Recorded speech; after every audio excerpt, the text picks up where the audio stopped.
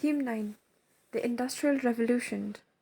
The transformation of industry and the economy in Britain between the 1780s and the 1850s is called the First Industrial Revolution. This had far reaching effects in Britain. Later, similar changes occurred in European countries and in the USA. These were to have a major impact on the society and the economy of those countries and also on the rest of the world. This phase of industrial development in Britain is strongly associated with new machinery and technologies. These made it possible to produce goods on a massive scale compared to handicraft and handloom industries. The chapter outlines the changes in the cotton and iron industries. Steam, a new source of power, began to be used on a wide scale in British industries. Its use led to faster forms of transportation by ships and railways. Many of the investors and businessmen who brought about these changes were often neither personally wealthy nor educated in basic sciences like physics or chemistry, as will be seen from glances into the backgrounds of some of them. Industrialization led to greater prosperity for some, but in the initial stages it was linked with poor living and working conditions of work millions of people, including women and children. This sparked off protests which forced the government to enact laws for regulating conditions of work. The term industrial revolution was used by European scholars Georges Michelet in France and Friedrich Engels in Germany. It was used for the first time in English by the philosopher and economist Arnold Toynbee, 1852 to 83, to describe the changes that occurred in British industrial development between 1760 and 1820. The dates coincided with those of the reign of George III, on which Toynbee was giving a series of lectures at Oxford University. His lectures were published in 1884 after his untimely death as a book called Lectures on Industrial Revolution in England, Popular Addresses, Notes, and Other Fragments. Later, historians T. S. Ashton, Paul Mantoux, and Eric Hobsbawm broadly agree with Toynbee. There was remarkable economic growth from the 1780s and 1820 in the cotton and iron industries, in coal mining, in the building of roads and canals, and in foreign trade. Ashton, 1889 to 1968, celebrated the Industrial Revolution when England was swept by a wave of gadgets. Why Britain? Britain was the first country to experience modern industrialization. It had been politically stable since the 17th century, with England, Wales, and Scotland unified under a monarchy. This meant that the kingdom had common laws, a single currency, and a market that was not fragmented by local authorities levying taxes on goods that passed through their area, thus increasing their price. By the end of the 17th century, money was widely used as the medium of exchange.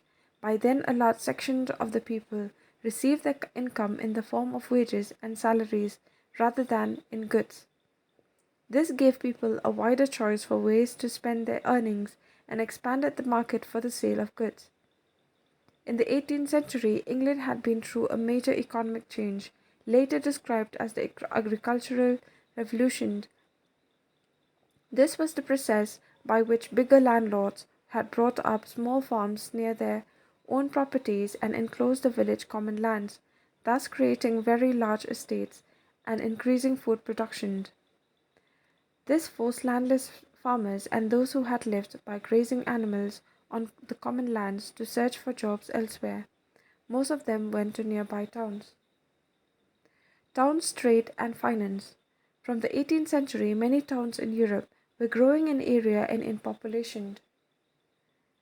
Out of the 19 European cities whose population doubled between 1750 and 1800, 11 were in Britain. The largest of them was London, which served as the hub of the country's markets, with the next largest ones located close to it. London had also acquired a global significance.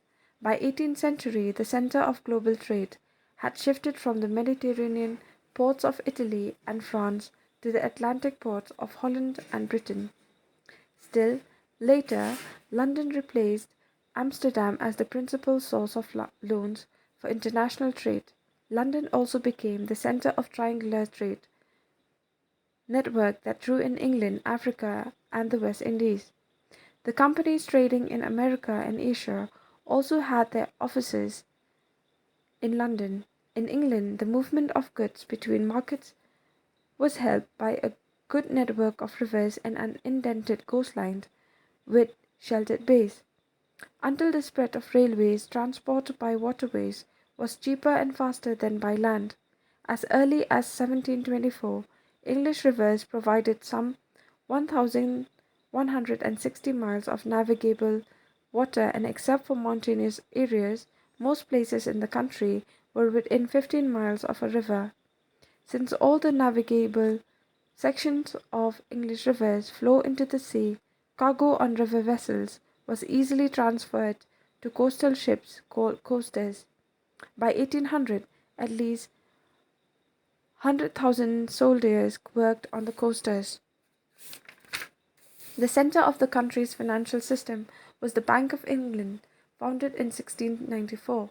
By 1784, there were more than 100 provincial banks in England, and during the next 10 years, their numbers trebled. By the 1820s, there were more than 600 banks in the provinces and over 100 banks in London alone. The financial requirements to establish and maintain big industrial enterprises were met by these banks. The industrialization that occurred in Britain from the 1780s to the 1850s is explained partly by the factors described above. Many poor people from the villages available to work in towns, banks which could loan money to set up large industries, and a good transport network. The following pages will describe two new factors: a range of technological changes that increase production levels dramatically, and a new transport network created by the construction of railways. In both developments, if the dates are read carefully, one will notice that there is a gap of a few decades between the development and its widespread application. One must not assume that a new innovation in technology led to it being used in the industry immediately. Of the 26,000 inventions recorded in the 18th century, more than half were listed for the period of 1782 to 1800. These led to many changes. We shall discuss the four major ones: the transformation of the iron industry, the spinning and weaving of cotton, the development of steam power, and the coming of the railways. Coal and iron. England was fortunate in that coal and iron ore, the staple materials for mechanization, were plentiful available, as were other minerals, lead, copper, and tin, that were used in the industry. However, until the 18th century, there was a scarcity of usable iron. Iron is drawn out of ore as pure liquid metal by a process called smelting. For centuries, charcoal from burnt timber was used for the smelting process. This had several problems. Charcoal was too fragile to transport along long distances. Its impurities produced poor quality iron. It was in short supply because forests had been destroyed for timber, and it could not generate high temperatures. The solution to this problem had been sought for years before it was solved by a family of iron masters, the Darbys of Shropshire.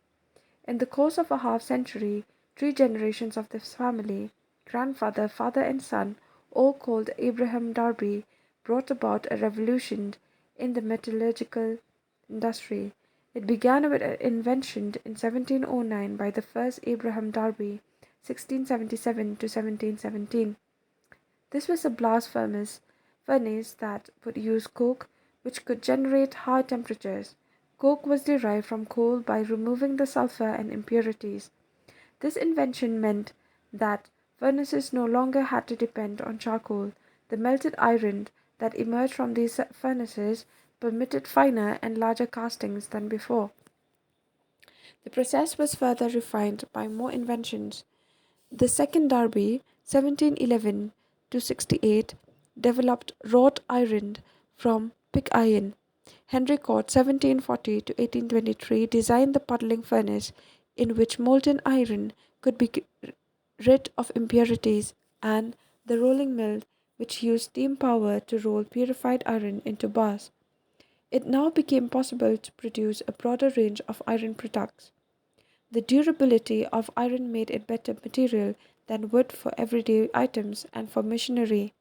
Unlike wood, which could burn on splinter, the physical and chemical properties of iron could be controlled.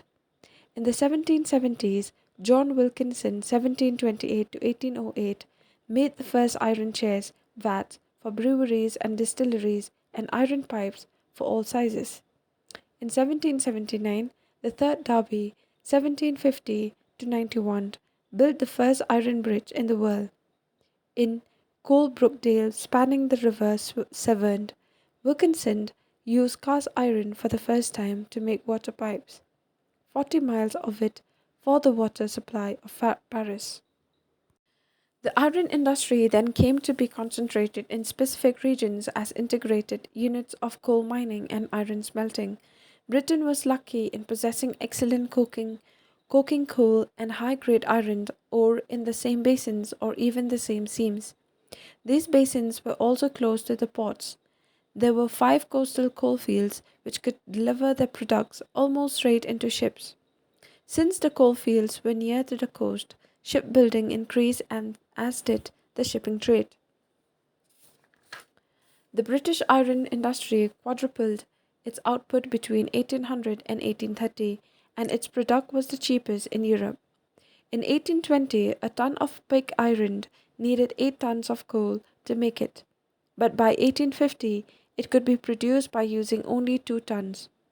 By 1848, Britain was smelting more iron than the rest of the world put together. Cotton spinning and weaving. The British had always woven cloth out of wool and flax to make linen. From the 17th century, the country has been importing bales of cotton cloth from India at great cost. As the East India Company political control of parts of India was established, it began to import, along with cloth, raw cotton which could be spun and woven into cloth in England. Till the early 18th century, spinning has been so slow and laborious that 10 spinners, mostly women, hence the word spinster, were required to supply sufficient yarn to keep a single weaver busy. Therefore, while spinners were occupied all day, weavers waited idly to receive yarn. But a series of technological inventions successfully closed the gap between the speed in spinning raw cotton into yarn or thread and of weaving the yarn into fabric. To make it even more efficient, production gradually shifted from the homes of spinners and weavers to factories. From the 1780s, the cotton industry symbolized British industrialization in many ways. This industry has 2 features which were also seen in other countries in other industries. Raw cotton had to be entirely imported and a large part of the finished cloth was exported. This sustained the process of colonization so that Britain, who could retain control over the resources of raw cotton as well as the markets. The industry was heavily dependent on the work of women and children in factories. This exemplified the ugly phase of early industrialization as will be described below. Steam power. The realization that steam could generate tremendous power was decisive to large scale industrialization. Water as hydraulic power had been the prime source of energy for centuries, but it had been limited to certain areas, seasons, and by speed of the flow of water. Now it was used differently. Steam power provided pressure at high temperatures that enabled the use of a broad range of machinery. This meant that steam power was the only source of energy that was reliable and inexpensive enough to manufacture machinery itself.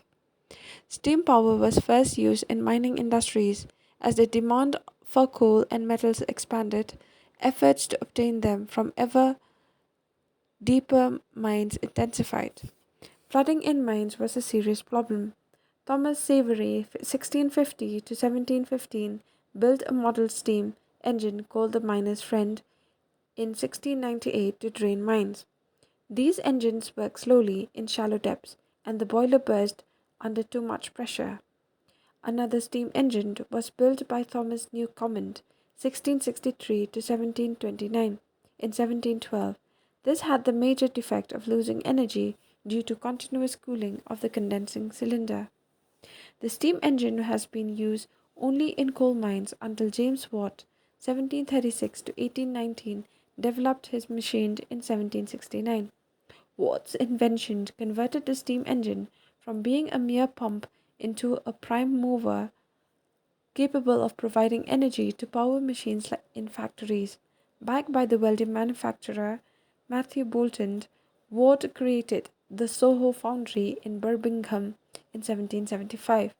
From this foundry, Watt's steam engines were produced in steadily growing numbers. By the end of the 18th century, Watt's steam engine was beginning to replace hydraulic power.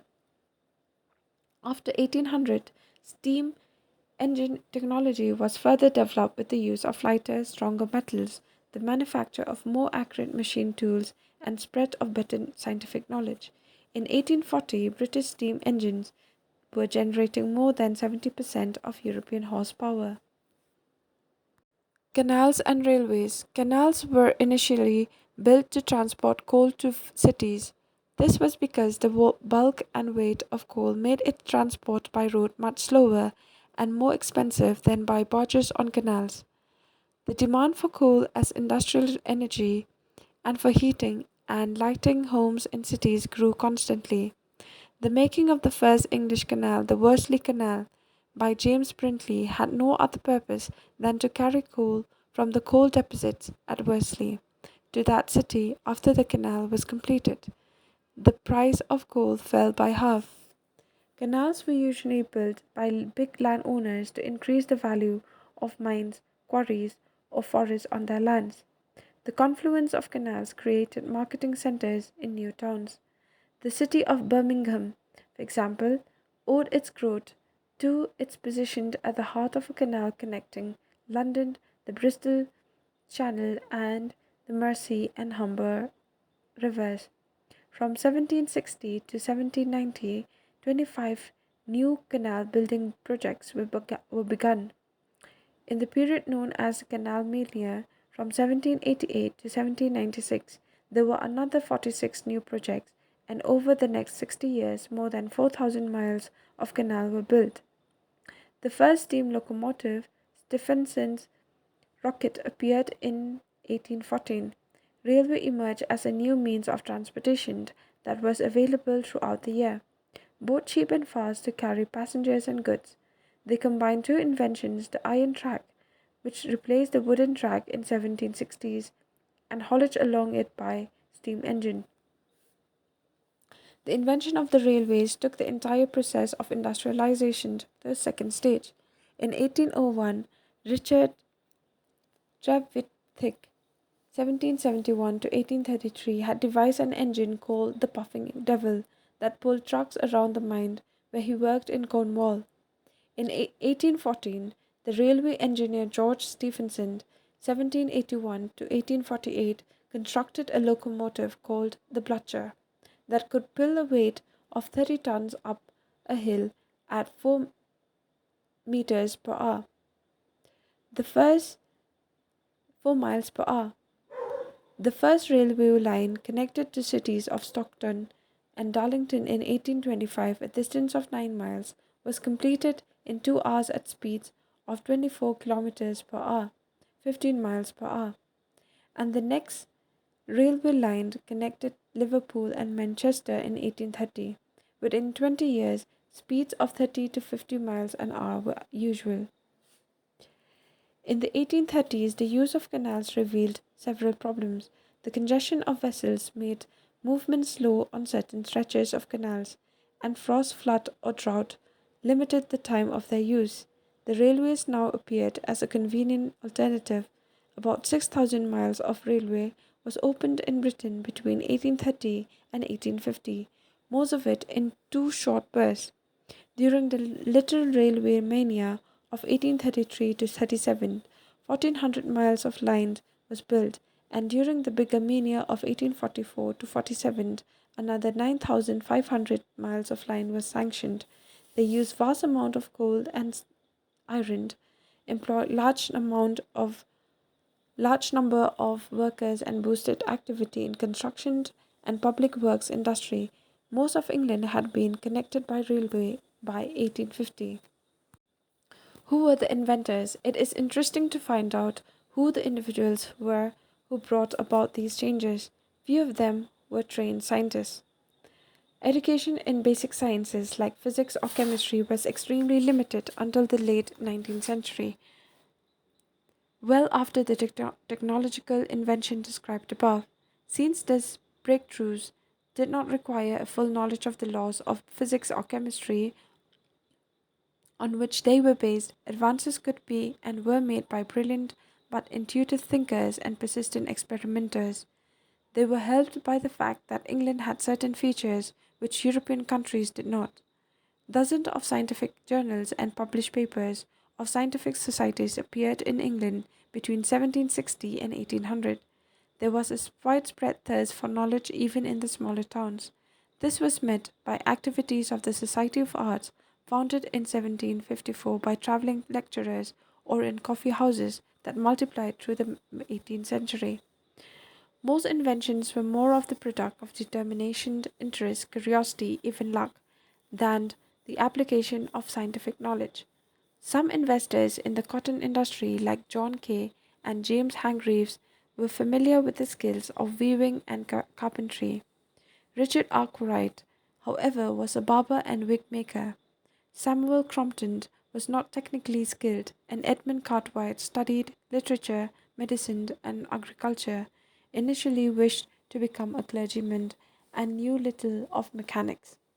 By contrast, in the area of steam engines, Thomas Savery, an army officer, Thomas Newcomen, a blacksmith and locksmith, and James Watt, with a strong mechanical bent, all had some knowledge relevant to their inventions. The road builder John Metcalfe, who personally surveyed surfaces for roads and planned them, was blind.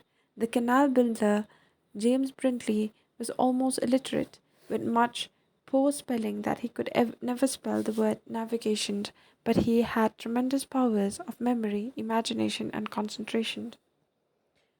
Change lives.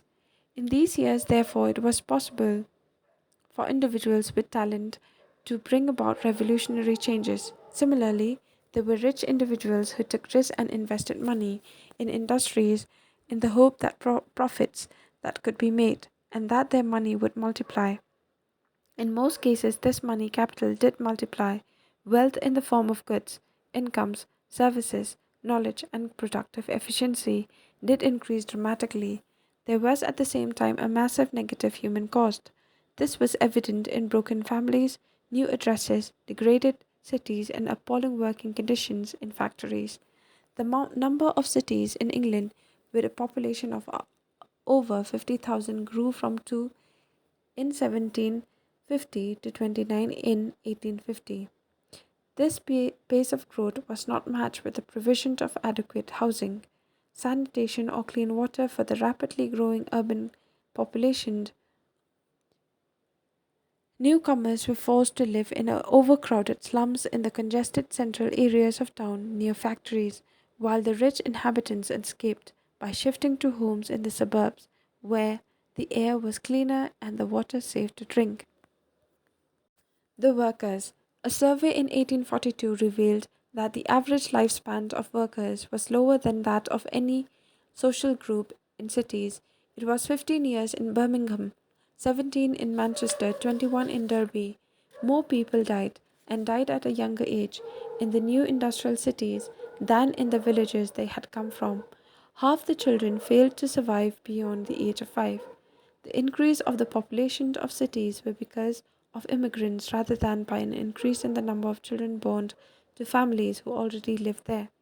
Deaths were primarily caused by epidemics of disease that sprang from the pollution of water, like cholera and typhoid, or of the air, like tuberculosis. More than 31,000 people died from an outbreak of cholera in 1832. Until late in the 19th century, municipal authorities were negligent in attending to these dangerous conditions of life, and medical knowledge to understand and cure these diseases was unknown. Women, children, and industrialization. The Industrial Revolution was a time of important changes in the way that children and women worked. Children of the rural poor had always worked at home or in the farm at jobs that varied during the day or between seasons under the watchful eye of parents or relatives. Likewise, in villages, women were actively involved in farm work. They reared livestock, gathered firewood, and spun yarn on spinning wheels on their homes. Work in the factories with long unbroken hours of the same kind of work under strict discipline and sharp forms of punishment was completely different. The earnings of women and children were necessary to supplement men's meager wages. As the use of machinery spread and fewer workers were needed, industrialists preferred to employ more women and children who would be less agitated about their poor working conditions and work for lower wages than men. They were employed in large numbers in the cotton and textile industry in Lancashire and Yorkshire. Women were also the main workers in the silk, lace making, and knitting industries, as well as, along with children, in the metal industries of Birmingham. Machinery like the cotton spinning jenny was designed to be used by child workers with a small build and nimble fingers. Children were often employed in textile factories because they were small enough to move between tightly packed machinery. The long hours of work, including cleaning in the machines on Sundays, allowed them little fresh air to exercise. Children caught their hair in machines or crushed their hands, while some died when they fell into machines as they dropped off to sleep from exhaustion. Coal mines were also dangerous places to work in. Roofs caved in, or there could be an explosion, and injuries were therefore common. The owners of coal mines used children to reach deep coal faces of those where the approach part was too narrow for adults. Younger children worked as trappers who opened and shut doors as the coal wagons traveled through mines, or carried heavy loads of coal on their backs as coal bearers. Factory managers considered child labor to be important training for future factory work. The evidence from the British factory records reveals that about half of the factory workers had started work when they were less than 10 years old and 20% when they were under 14. Women may well have gained increased financial independence and self esteem from their jobs, but this was more than offset by the humiliating terms of work they endured, the children they lost at birth or in early childhood, and the squalid urban slums that industrial work compelled them to live in. In his novel Hard Times, Charles Dickens, perhaps the most severe contemporary critic of the horrors of industrialization of the poor, wrote a fictional account of an industrial town he aptly called Coketown. It was a town of red brick, or of brick that would have been red if the smoke and ashes had allowed it. But as matters stood, it was a town of unnatural red and black, like the painted face of a savage. It was a town of machinery and tall chimneys, out of which interminable serpents of smoke trailed themselves for ever and never got uncoiled.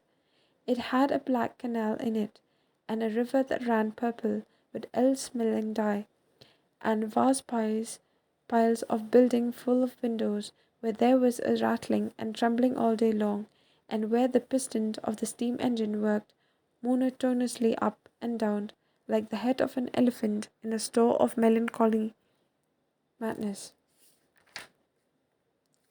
D. H. Lawrence, British essayist and novelist, writing 70 years after Dickens, described the change in a village in the coal belt, change which he had not experienced, but about which he had heard from older people.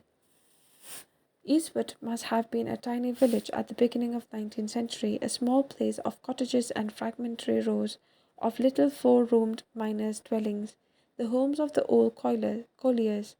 But somewhere about 1820 the company must have sunk the first big shaft and installed the first machinery of the real industrial colliery. Most of the little rows of dwellings were pulled down and pulled, and dull like little shops began to rise along the Nottingham Road, while on the downslope the company erected what is still known as the new buildings, little four rooms houses looking outward into the grim blank street, and the back looking into the desert of the square shut in like a barracks enclosure very strange. Protest movements. The early decades of industrialization coincided with the spread of new political ideas pioneered by the French Revolution, 1789 to 94. The movements for liberty, equality, and fraternity showed the possibilities of collective mass action, both in creating domestic democratic institutions like the French parliamentary assemblies of the 1790s and in checking the worst hardship of war by controlling the prices and in prices of necessities like bread. In England, political protests against the harsh working conditions in factories kept increasing, and the working population agitated to be given the right to vote. The government reacted by repression and by new laws that denied people the right to protest. England had been at war with France for a long time, from 1792 to 1815. Trade between England and Europe was disrupted. Factories were forced to shut down. Unemployment grew and price of essential items of goods, food like bread and meat, soared to heights beyond the level of average wages. Parliament in 1794-95 passed two combination acts which made it illegal to incite the people by speech or writing to hatred or contempt of the king, constitution of government, and banned unauthorized public meetings of over 50 persons. Protests nonetheless continued against the old corruption. The term was used for privilege linked to the monarchy and parliament.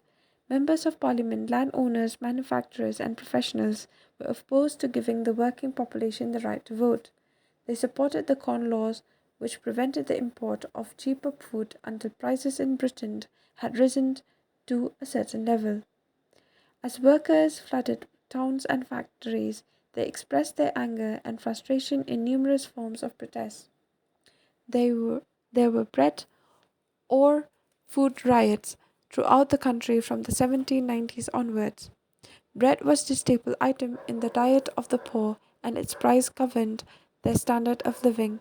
Stocks of bread were seized and sold at a price that was affordable and morally correct, rather than at the high prices charged by profit hungry traders. Such riots were particularly frequent in the worst year of the war, 1795, but they continued until the 1840s. Another cause of hardship was the process known as enclosure, by which, from the 1770s, hundreds of small farms had been merged into larger ones of powerful landlords. Poor rural families affected by this had sought industrial work, but the introduction of machines in the cotton industry threw thousands of handloom weavers out of work into poverty, since their labor was too slow to compete with machines. From the 1790s, these weavers began to demand a legal minimum wage, which was refused by Parliament. When they went on a strike, they were dispersed by force. In desperation, the Lancashire cotton weavers destroyed the power looms, which they believed had destroyed their livelihood. There was also the resistance to the introduction of machines in the woolen knitting industry in Nottingham. Protests also took place in Leicestershire and Derbyshire.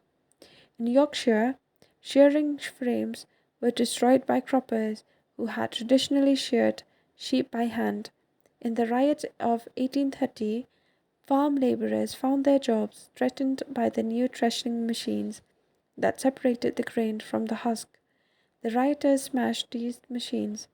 9 of them were hanged and 450 were sent to Australia as convicts. The movement known as Ludditism, 1811 to 17, led by the charismatic General Ned Ludd, exemplified another type of protest. Luddism was not merely a backward looking assault on machines. Its participants demanded a minimum wage, control over the labor of women and children, work for those who had lost their jobs, because of the coming of machinery and the right to form trade unions so that they could legally present these demands. During the early years of industrialization, the working population possessed neither the vote nor legal methods to express their anger at the drastic manner in which their lives was overturned. In August 1819, 80,000 people gathered peacefully at St. Peter's Fields in Manchester to claim democratic rights of political organization, of public meetings, and freedom of the press. They were suppressed brutally in what became known as Peterloo Massacre, and the rights they demanded were denied by the Six Acts passed by Parliament the same year. These extended the restrictions on political activity introduced in the two Combination Acts of 1795, but there were some gains. After Peterloo, the need to make the House of Commons more representative were recognized by liberal political groups, and the Combination Acts were repealed in 1824 to 25. Reforms through laws. How attentive was the government to the conditions of works of women and children? Laws were passed in 1819 prohibiting the employment of children under the age of 9 in factories and limiting the hours of work between the ages of 9 and 16 to 12 hours a day. But these laws lacked the powers needed for its enforcement. It was not until 1833, after intense protests by workers throughout the north of England, that an act was passed that permitted children under 9 to be employed only in silk factories, limited the hours of work for older children, and provided a number of factory inspectors to ensure that the act was enforced. Finally, in 1847, after more than 30 years of agitation, the 10 Hours Bill was passed. This limited the hours of work of women and young people and secured a 10-hour day for male workers. These acts applied to the textile industries and not to the mining industry. The Mines Commission of 1842, set up by the government, revealed that the working conditions in mine had actually become worse since the Act of 1833 because more children had been put to work in coal mines. The Mines and Collieries Act of 1842 banned children under 10 and women from working underground. Fielder's Factory Act laid down in 1847 that children under 18 and women should not work more than 10 hours a day. These laws were to be enforced by factory inspectors, but this was difficult to do. The inspectors were poorly paid and easily bribed by factory managers, while parents lied about the real ages of their children so that they could work and contribute to family incomes. The debate on the Industrial Revolution. Until the 1970s, historians used the term Industrial Revolution for the changes that occurred in Britain from the 1780s to the 1820s. From then, it was challenged on various grounds. Industrialization had actually been too gradual to be considered a revolution. It carried processes that already existed towards new levels. Thus, there was a relatively greater concentration of workers in factories and a wider use of money. Until well into the 19th century, large regions of England remained untouched by factories or mines, and therefore the term Industrial Revolution was regarded as inaccurate. England had changed in a regional manner, prominently around the cities of London, Manchester, Birmingham, or Newcastle, rather than throughout the country. Could the growth in the cotton or iron industries or in foreign trade from the 1780s to the 1820s be called revolutionary? The impressive growth of cotton textile based on new machinery was in an industry that relied on a non British raw material on sales abroad, especially India, on non metallic machinery and with few links to other branches of industry. Metallic machinery and steam power was rare until much later in the 19th century. The rapid growth in British imports and exports from the 1780s occurred because of the resumption of trade with North America that the War of American Independence had interrupted. This growth was recorded as being sharp only because it started from a low point. Indicators of economic change occurring before and after 1815 to 20 suggest that sustained industrialization was to be seen after rather than before these dates. The decades after 1793 had experienced the disruptive effect of French Revolutionary and Napoleonic Wars. Industrialization is associated with a growing investment of the country's wealth in capital formation or building infrastructure and installing new machinery, and with raising the levels of efficient use of these facilities and with raising productivity. Productive investment in these senses grew steadily only after 1820, as did levels of productivity.